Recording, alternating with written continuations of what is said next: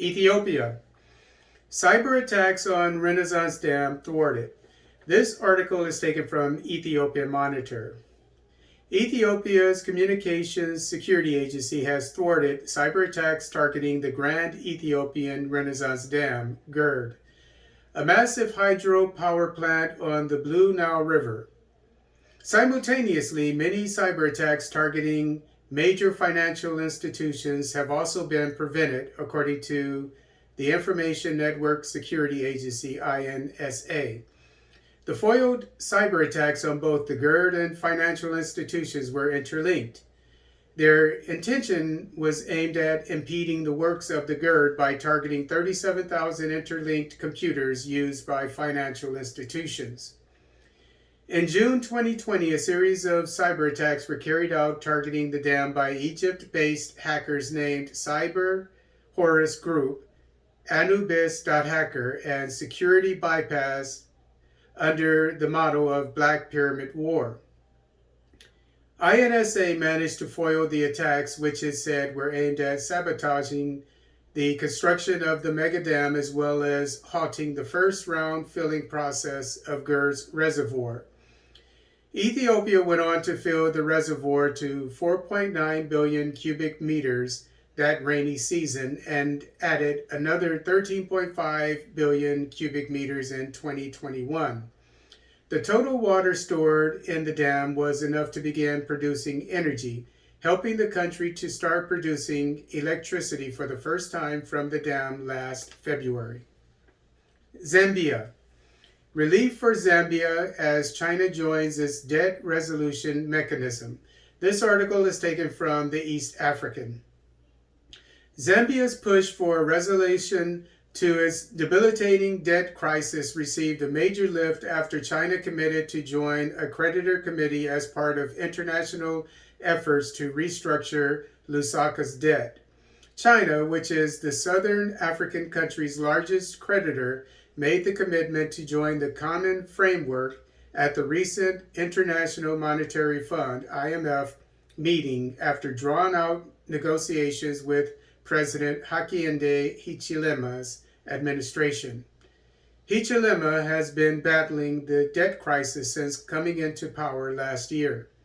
Hichilema, who came into power last year, inherited a huge international debt from his predecessor, Edgar Lungu, whose administration borrowed heavily from Beijing.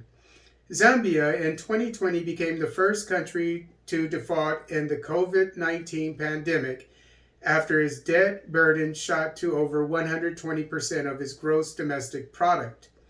Zambia requested debt relief under the Common Framework, a program linking the Paris Club, a group of officials from major creditor countries whose role is to find coordinated and sustainable solutions to the payment difficulties experienced by debtor countries, and the G20's efforts to provide debt service relief in developing countries linked to the COVID-19 pandemic. At the end of 2021, the Chinese government and its entities were owed $5.78 billion by Zambia. Zambia also owed multilateral lending agencies like the IMF $1.2 billion, while another $3 billion was in international bonds. Former President Lungu touted his Chinese-backed massive infrastructure development program as his legacy after losing the August 2021 election to Hichilema.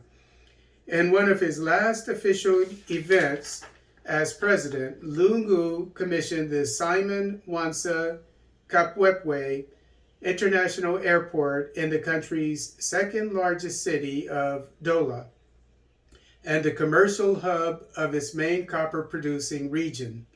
The massive project cost $400 million and was financed through a government-to-government loan from China's Export-Import Bank. Zambia's economy has been squeezed by an avalanche of Chinese debt, and at some point, there were fears that the Asian country would take over the power utility Zambia Electric Power Corporation, ZESCO. The state-owned power company is said to owe creditors, mostly Chinese, close to $930 million. Haiti. Yonyon, the leader of the 400 Mawozo Gang, transferred to the U.S. This article is taken from Le Nouvelliste. The leader of the 400 Mawozo Gang, Germine Joly, alias Yonyon, was extradited to the United States on Tuesday, May 3rd. He is being prosecuted via an international warrant issued by the District Court of the USA for the District of Columbia on the following counts: conspiracy and violation of the United States Export Control and Contraband Reform Act, importation of weapons of war, kidnapping followed by confinement for ransom of American citizens. The Mawozo Gang has been involved in several criminal acts in Haiti, including assassination, kidnapping, theft of vehicles, destruction of private property, and arson. This armed gang kidnapped 17 American, French, and Haitian missionaries, and more recently, an agricultural attaché from the Dominican Republic embassy who is still in the hands of the kidnappers.